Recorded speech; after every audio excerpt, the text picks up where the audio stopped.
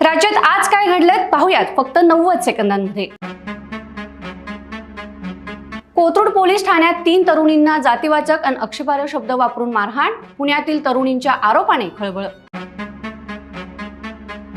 Kothrud police ठाण्यात रोहित पवारांचा ठिय्या, सोशल मीडिया पोस्ट शेअर करत पोलिसांच्या भूमिकेवरच प्रश्नचिन्ह उपस्थित।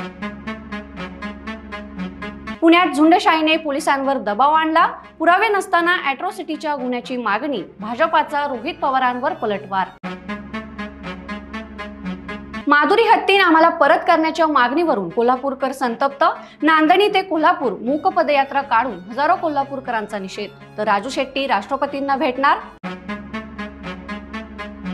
महादेवी हत्तीन प्रकरणात शासनाचा आदेश नाही, उद्या मुंबईत बैठक होणार, मुख्यमंत्री देवेंद्र फडणवीस यांचं वक्तव्य।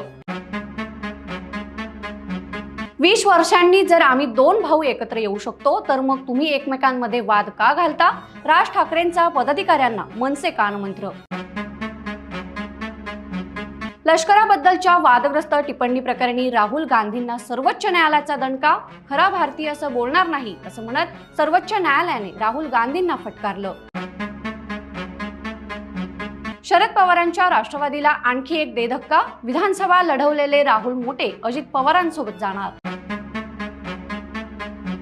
आणि अशाच ताज्या घडामोडींसाठी बखर लाईव्हला सबस्क्राईब करायला विसरू नका। धन्यवाद।